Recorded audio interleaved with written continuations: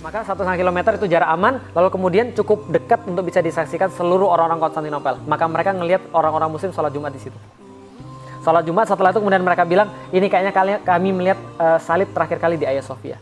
Dan setelah itu kemudian meriam pertama ditembakkan. Hasilnya apa? Hasilnya kita kira Muhammad Al-Fatih menang, tapi ternyata kalah total. Kenapa kalah total? 400 kapal kalah dengan 27 kapal.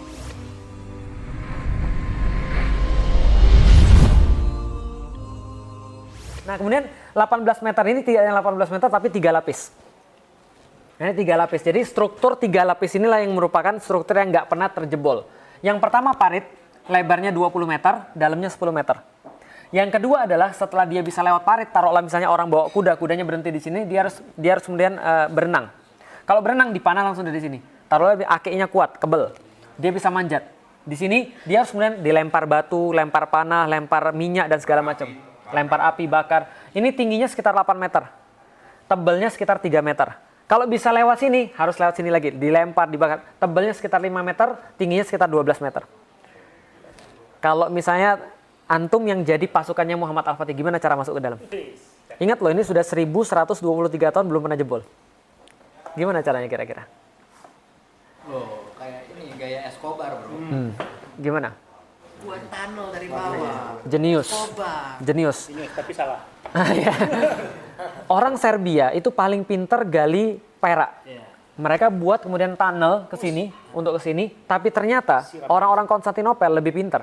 Mereka sudah antisipasi dengan cara apa? Mereka buat metode deteksi sederhana. Mereka taruh di sini baskom 1,5 meter satu baskom air, kasih air. Ketika ada orang gali di bawah geter. Dia tahu arahnya kemana, dia buat lubang, siram ter, dibakar. Nggak lagi. Nggak bisa. Maka semua cara nggak bisa. Maka Al-Fatih tahu kalau cara yang lama yang dicoba mesti nggak bisa. Harus ada the new one. Betul. Nah sekarang ada drone. Dulu belum ada drone. Terus gimana caranya? Pucuk dicinta ulam tiba. Suatu hari ada seorang seniman senjata namanya Orban. Orban ini orang Kristen.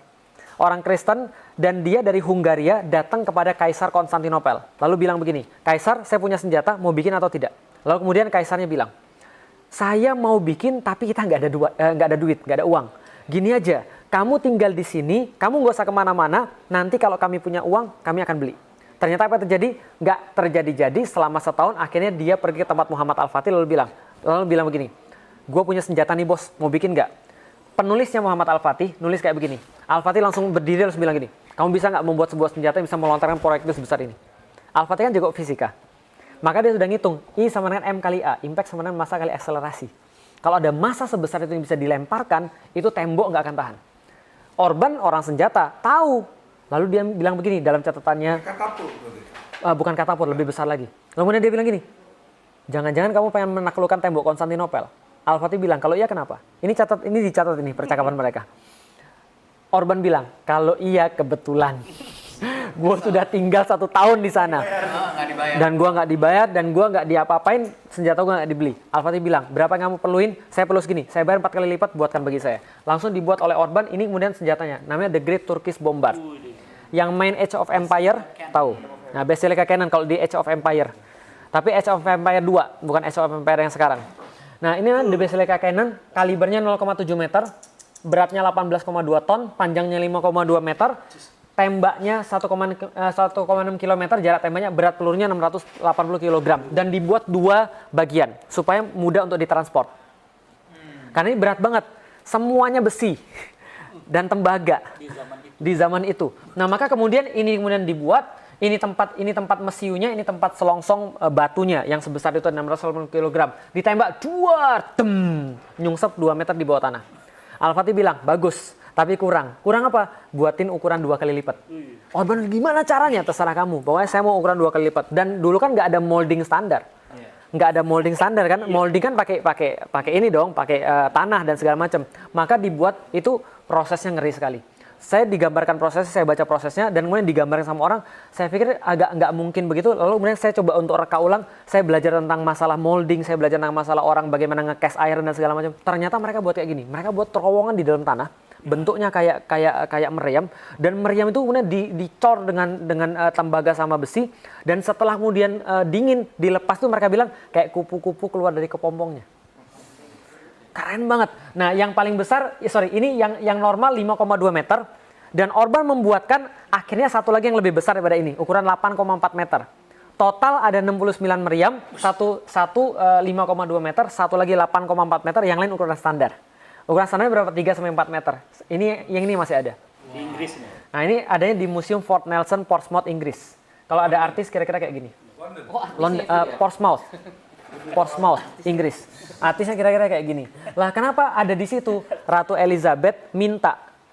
Karena kalau nggak Ratu Elizabeth, pokoknya Raja Inggris minta bahwa dia mengatakan ini adalah termasuk meriam yang mengubah sejarah.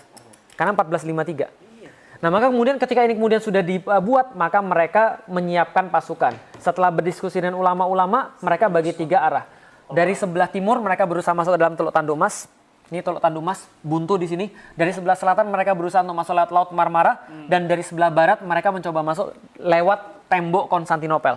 Mereka nyerangnya dari mana? Dari sono. Karena mereka sudah masuk ke Eropa, Edirne namanya, Adrianopel. Dari Kaisar Hadrianopolis. Diganti nama oleh orang Turki jadi Edirne. Jadi gitu. Nah, mereka kemudian nyerang dari sini, apa yang mereka persiapkan? Kapal-kapal perang dipersiapkan. Jadi orang Muslim tidak pernah punya kekuatan armada laut yang super besar kecuali setelah Al-Fatih bikin. Dan dia tetap nggak bisa mengungguli. Kapan dia bisa mengungguli? Pas zaman cicitnya, namanya Sulaiman Al-Qanuni. Nah, jadi ketika kemudian Sulaiman Al-Qanuni bikin pasukan armada laut, itu seluruh pasukan Islam itu menyamai seluruh gabungan pasukan Eropa. Horor. Karena waktu itu pasukan Eropa yang paling punya kekuatan laut adalah Venezia sama Genoa, belum ada Italia. Venezia, Genoa kan masing-masing kan satu kayak despot gitu pokoknya, jadi kayak kota-kota tersendiri. Kompas belum ya? Sudah ada kompas zaman itu.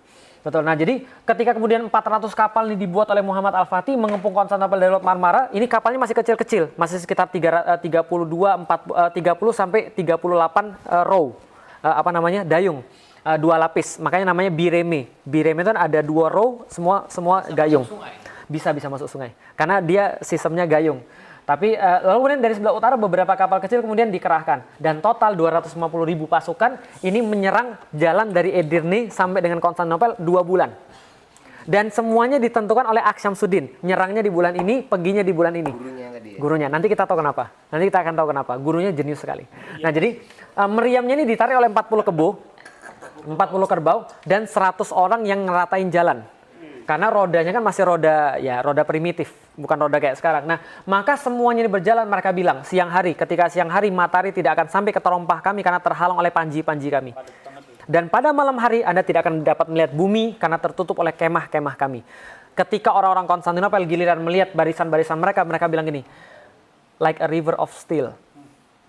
Itu jalan pada mereka kayak sungai dari besi, bercahaya, mengkilat kemudian berjuzirah dan memenuhi pandangan kami from shore to shore.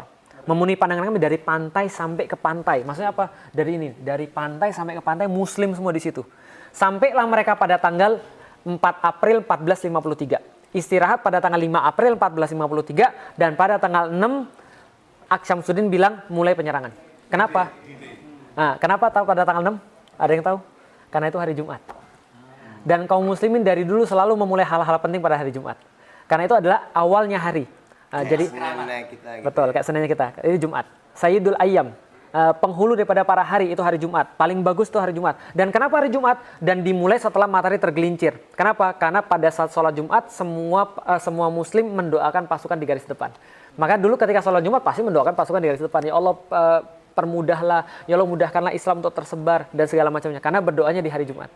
Nah, kemudian 6 April 1453 pagi-pagi dikasih seperti sabda Rasulullah, sebelum kamu kemudian untuk membebaskan satu negeri, maka tawarkan mereka untuk masuk Islam. Kalau tidak mau, tawarkan mereka untuk membayar jizyah. Kalau mereka tidak mau, maka perangilah orang-orang yang memerangi kalian. Karena kalian bukan untuk memerangi orang, bukan untuk memerangi manusia, tapi memerangi kezoliman untuk menyebarkan agama. Ditawarkan sama Muhammad Al-Fatih. Mau yang mana? Serahkan kota kepada kami, bayar jizyah, atau kemudian mau diperangi. Lalu kemudian kaisarnya bilang, lebih baik kami mati. So be it. Lalu kemudian tergelincir matahari, Al-Fatih kumpulkan pasukan di situ, 1,5 kilometer daripada tembok kota, cukup jauh untuk bisa dipanah, karena jarak panah waktu itu cuma 1,5 kilometer, nggak ada orang yang bisa lebih daripada 1,5 kilometer, cukup jauh untuk bisa dipanah, jauh sekali. Crossbow. Dan itu nggak bisa. Maka 1,5 kilometer itu jarak aman, lalu kemudian cukup dekat untuk bisa disaksikan seluruh orang-orang Konstantinopel. Maka mereka ngelihat orang-orang muslim sholat Jumat di situ. Sholat Jumat, setelah itu kemudian mereka bilang, ini kayaknya kami melihat salib terakhir kali di Hagia Sophia. Dan setelah itu kemudian meriam pertama ditembakkan. Hasilnya apa? Hasilnya kita kira Muhammad Al-Fatih menang, tapi ternyata kalah total. Kenapa kalah total? 400 kapal kalah dengan 27 kapal. Sadis ya Konstantin. Karena kita baru bisa buat bireme, mereka sudah punya galeon. Apa itu bireme? Bireme, dua row orang yang dua row orang-orang yang dayung. Mereka punya galeon. Galeon itu geli. Mereka punya galeon, galia. Nah, galeon itu dibandingkan kapal-kapal kita dalam sejarah itu ditulis, dalam textbook ditulis seperti semut mengerubuti batang kayu. Jadi besar banget kapal-kapal mereka karena Venezia dan Genoa memang jago buat kapal. Makanya ada celana jin. Dari mana celana jin? Dari Genoa. Kenapa orang Genoa pakai celana jin? Mereka menemukan baju khusus untuk buat kapal, namanya jin. Orang-orang Genoa, mereka punya baju jin untuk buat kapal, ringan dan tidak mudah rusak. Maka kemudian ketika mereka punya kapal Islam kalah total di situ. Lalu kemudian dari sebelah timur gimana? Dipasang rantai segede kingkong. Rantai segini gini, nggak bisa lepas. Kapalnya tuh nggak bisa masuk karena dihalangi rantai. Bagaimana dengan sebelah barat? Meriamnya ditembakkan, tapi baru ketahuan kelemahannya. Apa kelemahannya? Reloadnya 3 jam sekali. Baru ketahuan kelemahannya. Maka 1 hari 1 malam cuma bisa nembak 7 kali. Nggak bisa lebih. Tembak, hancur semen. Tembak, hancur semen. Belum yang hancur-hancuran semua. Zaman dulu, tembaga ditembakkan dengan mesiu, itu koefisien geseknya panasnya luar biasa, dan kalau ditembakkan terus, pecah. Dan bukan hanya pecah di situ, tapi dia tidak punya waktu yang lama untuk bisa jadi dingin. Barrelnya itu Barrel, hancur. Banyak barrel hancur, melukai banyak orang. 69 meriam itu banyak yang hancur, sampai pada satu titik, semua pada mati, tembok itu masih berdiri megah. 2 pekan setelah penyerangan, itu tembok nggak ada ngaruhnya. Orang-orang muslim lihat, ternyata persiapan kita tuh hancur lebur di bawah tembok ini. Mulai muncul suara-suara sumbang. Pernah naik gunung? Kapan orang paling banyak gagal pas naik gunung? Awal mulai, setengah, atau pas sudah mau nyampe? Betul. Orang sudah pas mau nyampe itu biasanya banyak ngeluh, banyak stres, tiba-tiba kakinya nggak bisa bergerak, tiba-tiba segala macam, gue udah mau mati nih, gue udah mau jantungan nih. Padahal udah sampai. Betul.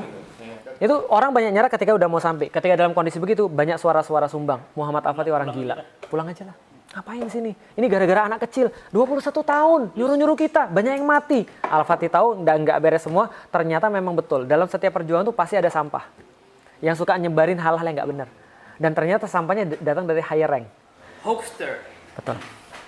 Yang membuat orang jadi kacau balau. Professional hoaxer. Betul. Nah, kemudian setelah itu dikumpulkan para perwira tinggi, Al-Fatih bilang, kita pulang atau kita lanjut? Semua nggak ada yang ngomong karena Al-Fatih ini 21 tahun temperamental.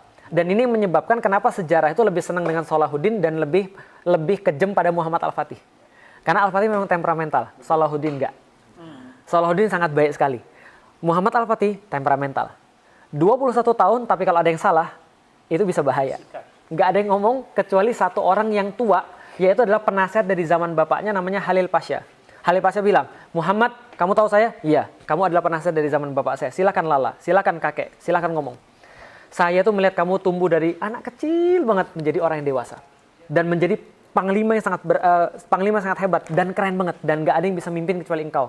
Lalu dia bilang, tapi masalahnya adalah, saya tuh dari kemarin ngeliat kamu tuh sangat-sangat temperamental dan kamu sangat-sangat keras kepala. Gara-gara kamu banyak pasukan kita mati. Kamu tahu nggak kalau kamu terus-menerus sombong kayak begini, nggak ada lagi yang tersisa untuk kamu pimpin.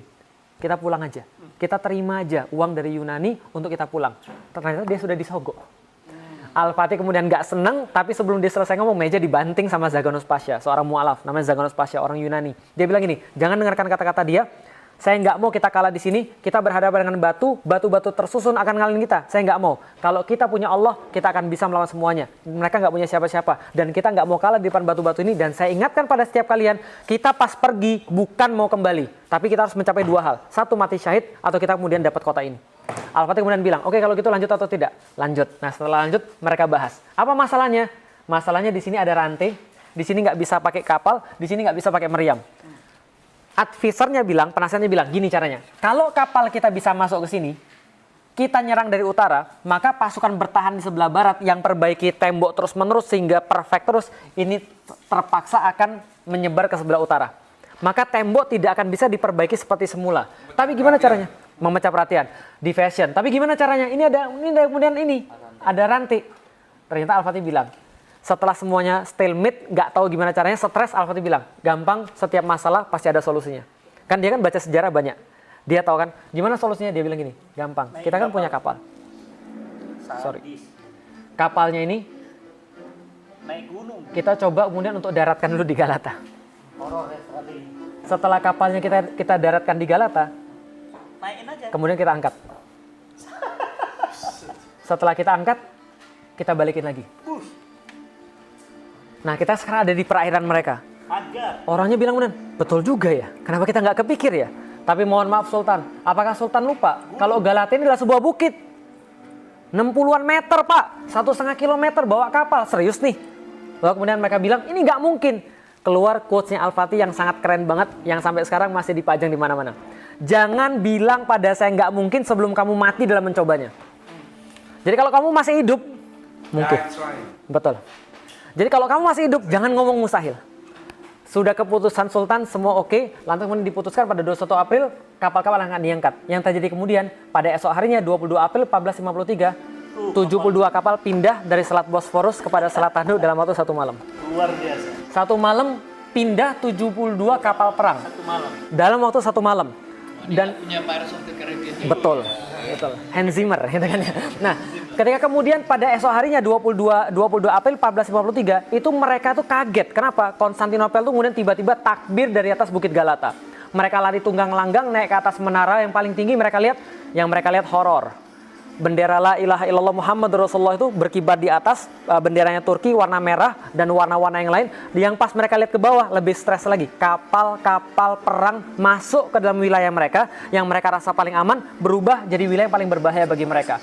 Dan kemudian mereka tetap melanjutkan perang sampai tanggal 27 Mei 1453. Hampir 2 bulan sampai Al-Fatih bisa buat lubang yang besar banget yang nggak bisa diperbaiki lagi. Setelah buat lubang yang besar banget, Al-Fatih katakan pada hari ini 27 Mei berhenti semuanya untuk berperang. Berhenti semuanya. 2 hari lagi serangan terakhir. Kalau kita kalah, biar kita terkubur di bawah tembok-tembok ini. Dan kalau misalnya kita nggak bisa menaklukkan kota ini, saya lebih baik nggak usah jadi pemimpin. Karena saya nggak mau kecuali ada kota ini. Al-Fatih bilang begitu. Lalu kemudian dibilang, berhenti hari ini. Besok pada tanggal 28 semuanya berpuasa sunnah. Jadi 28 tuh nggak ada perang. Puasa sunnah semuanya.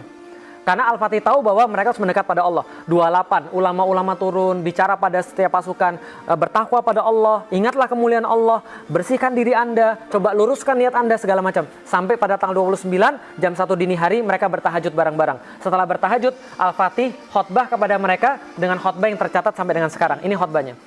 Khotbahnya mengandung banyak sekali pembelajaran. Jika penaklukan Konstantinopel sukses, maka sabda Rasul telah menjadi kenyataan. Dan salah satu mujizatnya akan terbukti. Dan kita akan mendapatkan bagian daripada apa yang menjadi janji daripada hadis ini, kemuliaan dan penghargaan. Oleh karena itu, sampaikanlah pada pasukan satu persatu kemenangan besar yang akan kita capai akan menambah ketinggian dan kemuliaan Islam. Bukan saya, tapi Islam. Bukan kita, tapi Islam. Yang ini paling penting. Untuk itu, wajib bagi setiap pasukan menjadikan syariat selalu di depan mata dia. Ini penting banget. Kenapa? Kemenangan itu syaratnya tidak boleh ada yang maksiat. Selama masih ada yang maksiat, Allah gagalkan pertolongan pada orang-orang itu. Jangan maksiat, jangan ada yang melanggar syariat. Nanti kalau kita menang, jangan ngusik tempat peribadatan, jangan ngusik gereja. Kalau saya ketemu dengan mereka, jangan ganggu para pendeta, jangan ganggu anak-anak, jangan ganggu wanita, jangan ganggu orang-orang yang tidak berdaya. Ini pesannya siapa? Pesannya Rasulullah SAW. Bahkan kata Rasulullah, jangan tebang pohon tempat orang berteduh, jangan membumi hanguskan, jangan bakar rumah, jangan apapun. Kita punya Allah, kita melakukan ini bukan karena apapun, tapi karena mensyiarkan Islam. Setelah kemudian itu, dia bagi 3 pasukan. Pasukan pertama adalah pasukan jomblo. Nah, jadi ini orang-orang jomblo ini gitu kan ya. Kalau masuk sana naksir boleh nggak? Hah? Kenapa? Naksir boleh. Boleh, nggak ada masalah. Nah, maka jomblo ini ada pasukan pertama. Kenapa? Jomblo zaman dulu terhormat. Mereka tuh kayaknya saya pikirin kenapa mereka mau jadi pasukan pertama, karena mereka bosan ditanya setiap Syawal, kapan kawin gitu. Jadi mereka mau mati aja. Jadi gitu. Ini pasukan jomblo pertama. Dikasih waktu dari jam 2 sampai jam 4. Oh ya gitu. Saya lupa ada satu jomblo. Iya, kapan kawin. Jomblo dikasih waktu jam 2 sampai jam 4. Mereka paling minim peralatan, tapi mereka sangat semangat. Nama pasukan Azab. Bukan Azab, bukan. Azab itu artinya jomblo. Orang-orang yang belum nikah. Jadi pasukan Azab di 2 jam 4. Jam 4 ditarik mundur. Jam 4 dikeluarkan pasukan reguler, pasukan Sipahi, pasukan bersenjata berat tapi kemudian pasukan reguler. Jam 4 sampai jam 6 Sipahi ditarik. Dan nggak ada kemenangan juga. Jam 6 dikeluarkan Yeniseri. Jam 6 dikeluarkan Yeniseri sebelum matahari bersinar dari sebelah timur, the rest is history. Konstantinopel takluk. Sebelum matahari bersinar dari sebelah timur, dia masuk dari gerbang ini, dia sengaja milih Gate of Carisius. Artinya gerbang Ar-Rahman. Gerbang Ar-Rahman dia masuk, di sini ada tulisan pada hari Selasa 29 Mei 1453 berapa milad dan segala berapa hijriah segala macam, Muhammad Al-Fatih pada pagi ini memasuki kota ini. Dan sayang sekali ketika saya pergi ke Turki pertama kali saya nanya di mana tempat ini, di mana tempat ini, nggak ada satupun guide yang tahu. Akhirnya pada tahun 2015 saya jalan kaki nyusurin tembok ini 7,5 km, akhirnya saya dapat. Ini tempat, baru setelah itu orang jadiin sebagai tempat wisata. Tapi sampai sekarang ini tempat ini. Your own research sampai dapat? Sampai dapat. Dulu sudah tahu orang-orang. Nggak tahu orang-orang. Begitu dapat, ini betul. jadi tempat wisata. Iya. Jadi berjasa untuk ekonomi Turki nih. Lumayan. Gitu kan ya. Tapi sebelumnya orang sudah tahu dan sudah pernah menggambarkan. Cuman hilang bagi orang Turki. Itu dulu Edirne Kapı, sekarang sudah hilang. Saya bilang sudah hilang gimana? Masa ini hilang? Sekarang jadi tahu tempat apa? Ini jadi tempat pangkalan angkot. Dan kalau Anda lewat sini, pesingnya minta ampun karena gelandangan di sini, gembel di sini. Dan pemerintah Turki masih belum memperhatikan tempat ini. Bagi saya ini tempat sesuatu. Karena Al-Fatih masuk, dan Al-Fatih ketika masuk digambarkan di sini. Ini kemudian ketika Al-Fatih masuk. Ini adalah bukti bahwa Al-Fatih adalah anggota HTI. Ada bendera HTI ya. Jadi gitu. Kalau orang-orang kan bacanya HTI gitu kan. Padahal la ilaha illallah Muhammad Rasulullah. Ini gambar dari zaman dulu. Muhammad Al-Fatih gurunya Aksyamsuddin dengan berbagai macam ras dan etnik, dia sangat toleran sekali pada semuanya. Dia masuk dan kemudian mengucapkan alhamdulillah, semoga Allah merahmati para syuhada, memberikan kemuliaan pada mujahidin dan kebanggaan dan syukur buat rakyatku. Kemudian dia jalan langsung ke Hagia Sophia, melewati forum-forum Yunani, kemudian melihat ke kiri, melihat ke kanan, mengucapkan Masya Allah, Masya Allah, Masya Allah. Sampai di depan gereja Hagia Sophia, dia turun dari kudanya, melepas helm perangnya, sujud ke arah Ka'bah, mengambil segenggam tanah Konstantinopel, menaburkan ke atas kepala dia, lalu kemudian masuk ke dalam gereja. Di dalamnya dia menemukan banyak sekali orang-orang, ribuan orang-orang nangis, stres, karena di tahun-tahun yang sama sedang terjadi Reconquista. Spanyol dikuasai lagi sama orang-orang Salibis. Kemudian orang-orang Muslim dibunuhi mati semua di sana. Tapi Al-Fatih bilang, kalian tidak akan kami lukai, kalian tidak akan kami sakiti.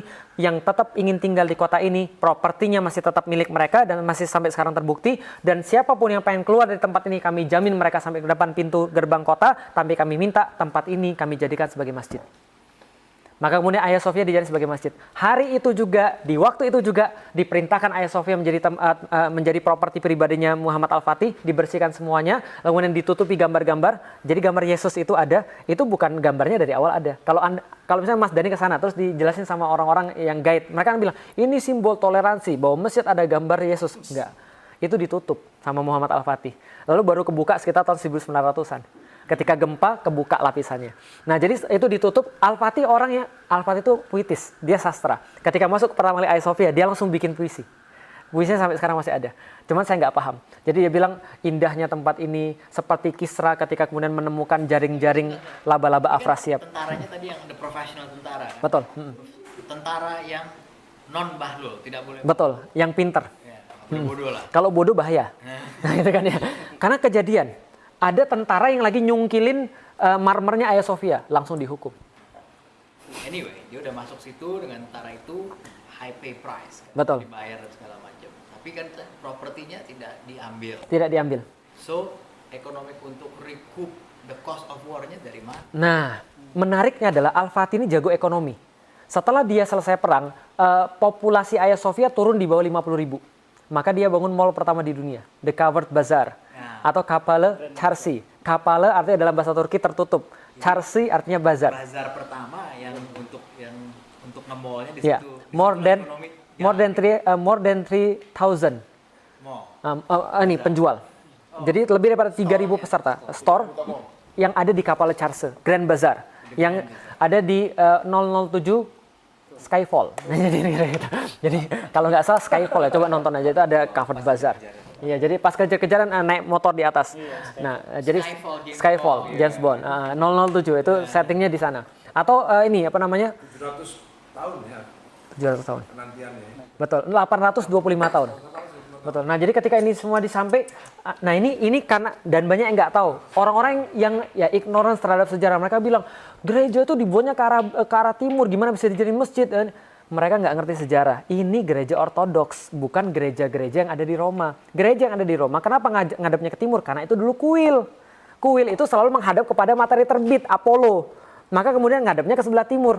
Itu masuk ke sebetulnya Roman pagan. Benar, Roman Dia pagan. aslinya Roman pagan. Diubah jadi yang memakai jubah. betul, diubah jadi gereja. Nah, sedangkan Hagia Sophia ini ortodoks. Paganism. Betul. Nah, ini ortodoks. Ortodoks ini ngarahnya kemana? Yerusalem, Mas. Maka ketika mau diarahkan ke Ka'bah tinggal diubah 9 derajat doang. Ini yang diambil sama Rusia, ortodoks. Identitas agama Betul. diambil Ortodoks Kristen. Setelah Bizantium jatuh, Rusia mewarisi ortodoks. Karena katanya boleh minum alkohol. Nah, itu kalau itu saya belum tahu. Nah, nanti netizen protes. Nah, setelah kemudian dia bentuk kemudian satu mimbar, semua selesai sebelum asar. Dan asar 29 Mei 1453 berkumandang azan di Konstantinopel. Itu yang saya tebak kenapa Hagia Sophia ketika diubah lagi oleh Erdogan, azannya yang pertama kali itu adalah, yang pertama kali setelah dia berubah adalah azan asar. Karena Muhammad Al-Fatih asar. Nah, setelah kemudian azan masih jadi kemudian gereja sampai dengan sekarang. Dan itu adalah tanda-tanda ya luar biasanya. Nah, ini adalah kemudian awalnya. Saya pengen jelasin sedikit tentang Hagia Sophia. Yang warna abu-abu ini struktur baru. Dibuat oleh Mimar Sinan untuk supaya anti gempa. Karena ini adalah kubah terbesar di dunia, hampir 60 meter. Dan berapa kali jatuh gara-gara gempa. Karena Konstantinopel kan tempat gempa. Lalu kemudian dibangun lagi, dibuat lagi segala macam. Nah, ini struktur-struktur penahan dibuat kemudian untuk supaya Hagia Sophia nggak jatuh. Asli cuma kotak ini aja. Yang merah. Yang merah. Dan ini dibangun. Dan menurut yang saya temukan, Mimar Sinan ketika buat struktur ini semuanya diintegrasikan dengan struktur awal. Kalau mereka mau cabut ini menara-menaranya, ini strukturnya hancur semua. Jadi fondasinya didalemin lagi lah. Betul. Jadi ini kemudian dilakukan oleh Mimar Sinan. Nah, ini 825 penantian, 54 hari perang. Luar biasa. 8 abad. Materinya mulai dari sini. Tadi pendahuluan, ini materinya. Materinya saya mau nanya, pada Al, El, dan Dul, kapan penaklukan Konstantinopel terjadi? 29? Mei Tahunnya berapa? 1453. Oke, 29 Mei 1453, salah. Batu April kan? Bukan. Kapan penaklukan Konstantinopel terjadi? 29 Mei 1453, salah. Kapan? Jawabannya adalah Konstantinopel takluk bukan 29 Mei 1453, tapi ketika Rasul mengeluarkan dari lisannya akan ditaklukkan kota Konstantinopel. Rasul mungkin bohong nggak? Sedekah Rasul. Rasul nggak mungkin bohong. Maka ketika Rasul ngomong itu sudah selesai.